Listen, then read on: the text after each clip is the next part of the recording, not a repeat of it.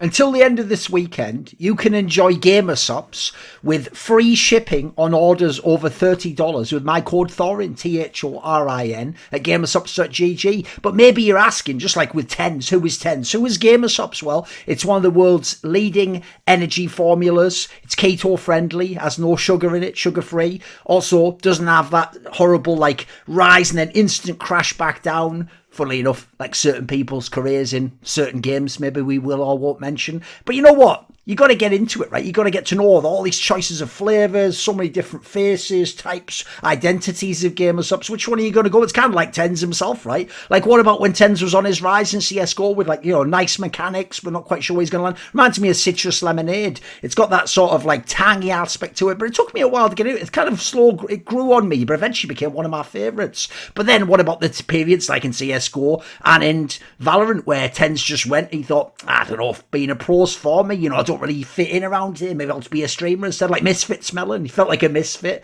So you know what? He just took the sort of the beach route. Let's chill back, have a few melon balls, see what it's like. Not a bad little flavour, little sneaky, understated flavour. But then when he did break out in VALORANT, he was the man, right? What about Dragon Fruit Punch?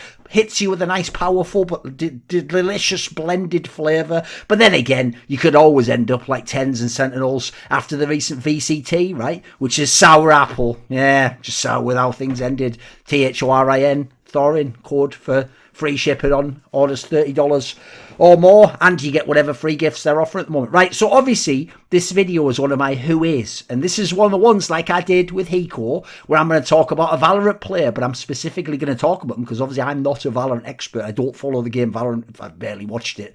But what I'm going to tell you about is this guy's CSGO background, because he comes from Counter-Strike. So I'm sure people in Valorant are interested. I'm sure some people actually briefly followed him in CSGO wonder what did actually happen to him in Valorant. I've heard things about him. His name gets mentioned a lot more than he did in CSGO. So TenZ is one of Valorant's first great players. Like, I think when people look back years from now and they talk about the early names, just like in CSGO, we mentioned the names like Get Right, Shocks, Kenny S, Guardian, you know, Snacks, etc. from those first couple of years, Dorsia. I think actually TenZ will be one of those names that is mentioned along with certain other names from this time period. He's one of the few that I think will make it. People in a few years, I think, will look at this era and go, there wasn't that much talent yet. It was a lot of like CSGO pros still trying to, but he'll be one of the names that's remembered. He's that level of talent, one of the best individual players, one of the best stars in the game. I'm reliably informed and my research tells me. Plays for Sentinels, which, listen, jokes aside, until recently was one of the best teams, contender for best team in the world, obviously the best NA team. They just had a bad run of form recently.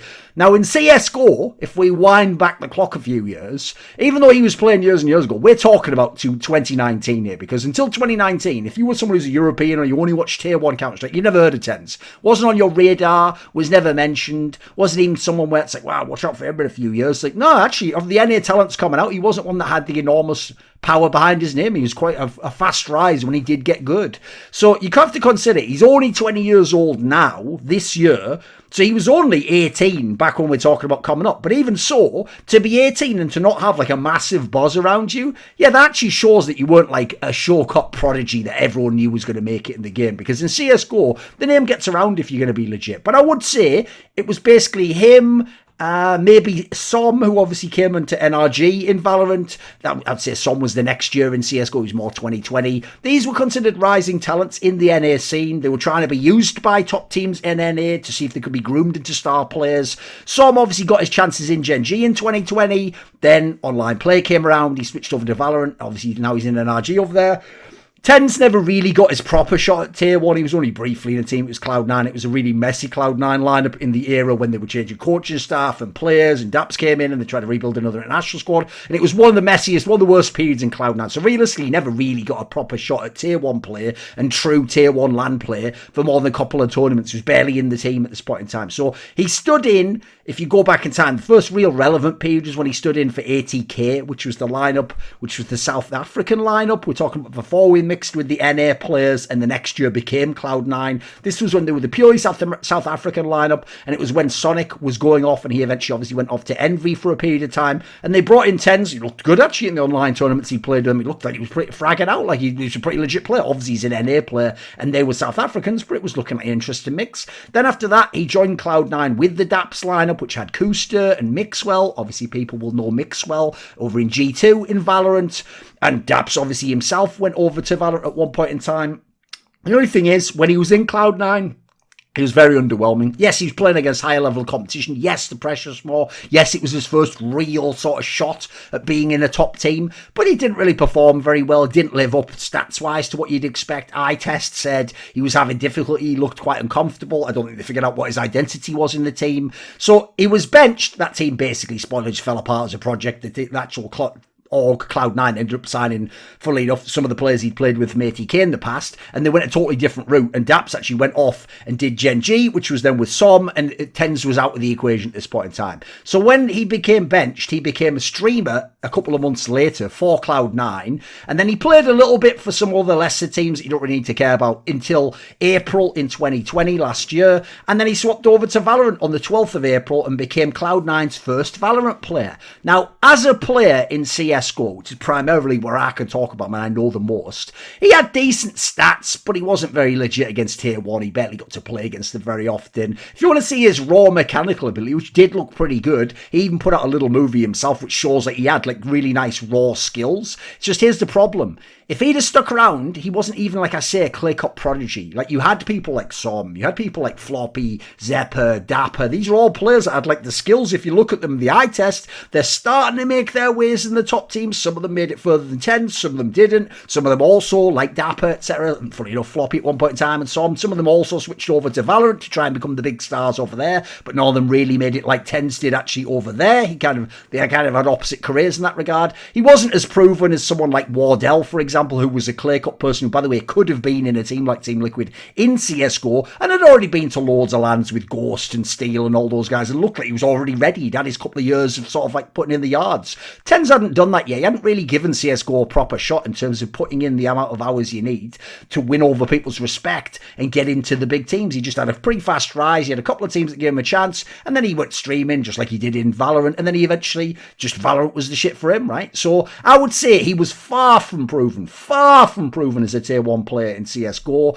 never mind a star. And that's actually the issue, because CSGO, despite what you might think from the outside, and maybe if you're a Valorant player, it's not actually that much about aim and mechanics. Yes, that can be a determining factor if everything else is the same, but CSGO is more about like understanding of the meta, knowing what your role is, knowing what the tactic is, reading the opponent, making the correct plays to help teammates, knowing how to set up flash and utility lineups, etc. If you can't do some of these things, then yeah, just having good aim alone isn't going to be enough to make you a tier 1 pro and win your games. You're not even going to get to use that aim. You're going to get just beaten up by people who know the game and the meta of how to play more. The analogy would be, think of how many college stars you've seen in American football who were tearing up college level, and then they went to the pros and defensive schemes shut them down, or they don't understand how to run certain routes, or they have to be the man and have the ball all the time. There's a million factors that stop people becoming top players. Now, here's the thing I will say with TenZ.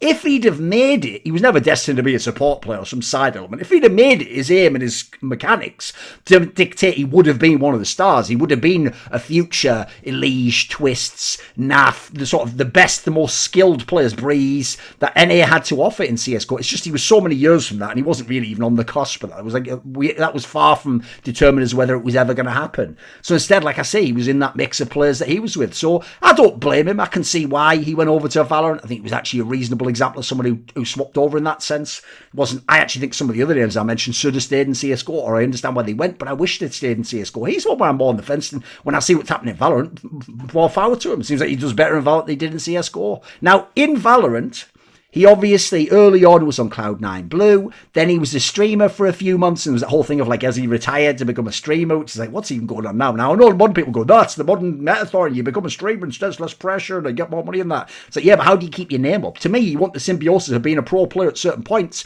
to have your name and your stock really high and be on a big org. Then you want to stream as well, that people want to see, wow, how does a pro play outside a pro? That's how you want to make your streaming ecosystem kind of like grow for my money. So in my money, you always had to come back as a pro. Eventually, you just fall away as a streamer over the years. Now, I will say his mechanics are pretty nuts if you watch him in Valorant. So I can understand why he might also have raw appeal in that particular sense. It carried Shroud for years and years of a mad aim, right? Then obviously after that, he was on loan to Sentinels, and now he's just a Sentinels player, isn't he? So if you look, Sentinels basically is a CSGO team. They have Shazam, who used to himself be on Cloud9 and many other teams back in the day. They have Sick, who actually, funnily enough, made it further along the line than TenZ did in CSGO. At least he was like on the cusp of becoming like an NA top player, even if he never quite broke through. He had like his year or so. And obviously he had many chances after that, but he never made it in the same way as at the time.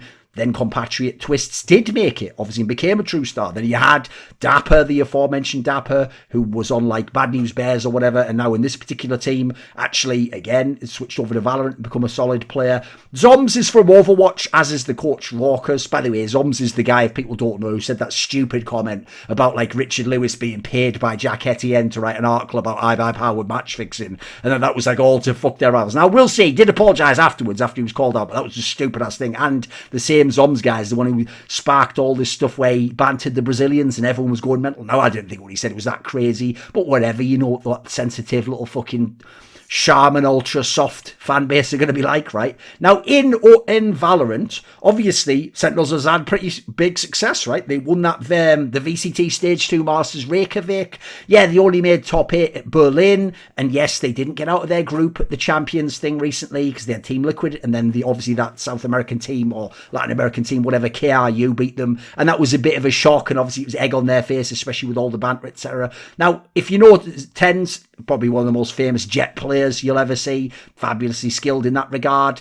I've heard from most people, and whenever I read online, he's always in like contention, like, is he the best player in the world in Valorant? Is he one of the best? Is he the best NA player? So I went out there and I did what I usually do with these videos. I talked to my mates and people I knew who were CSGO pros, either like new ones that swapped over and are good at Valorant, the old ones that at least know the space. I asked a whole bunch of them, and basically, here's the vibe I got from talking to them and some of the things they outright said. They all agreed that mechanically, TenZ is the best or one of the best, that he's really at the absolute almost highest level you can get in terms of raw mechanics and skill, but a number of them had questions about like how good really is his work ethic though, and they wondered about the fact he went in and out of the game and had done that in a number of games. They wondered what he's really like as a teammate. I heard some people implying like maybe he's not that great when the going gets tough, as it was. And then they also had their issues with his consistency, because when you have raw mechanical skill, oftentimes you rely on that, and as a result your performance goes up and down depending on how you aim and how your raw skills are that day. So I heard people tell me like, look, even if someone, and even if I say he's the best in Valorant, don't think he's like Simple or Zero, like truly god tier players in CSGO. It's not at that level. He's not that like far ahead of the pack and not like well-rounded a player in every single game from. They said he's just either the best or contender for the best, and that in this game, you have to remember, they told me in Valorant, you can do a lot more for yourself, effectively sort of like flash yourself into situations that you can't even do individually in CSGO. You need help from that. You need setup. You need people watching your back and working with you. So they personally said like they thought he was a little bit overrated in that sense. So some of them even said, some of them said he was the best. Some of them said like he's just mechanically the best. And if you're looking at overall like well-rounded play, maybe he's 4th or 5th best. That was the vibe I was getting in the last couple of months. I don't know what quite immediately right now where they'd place him. So I actually think Valorant sounds like the game for this guy. It sounds like one where he's going to be able to be much more of a star. It looks like because the game's out now and we don't have all these decades like in Counter-Strike where people had learned nuances and there was all these little subtleties to the meta you don't learn until you're at tier 1 online in a big stadium environment, learning all the tricks of playing on stage. He gets to skip a lot of that and he gets to kind of like reset the level, and then because he has raw mad skills, he's become one of the best. So it makes perfect sense to me. He's off there playing in Valorant. Hey, I'm Hiko, the Master Baiter, and you're watching Thorin's YouTube. This video was kindly supported by Iskander, Lager15, Matt Pugnatio Rajcula, Travis Goff, Zack Schmidt, Adam Ochs, Animosity, Butt Pounder 420, Chronic Alcoholism, Hades, Jdubs, Jensen Goh, Joseph Ginsburg, Kovacevicd, Tobias Bernasconi, Zoomba, Zyrathenia, and of course, a special thanks goes out to Jerky's Minion and DZL.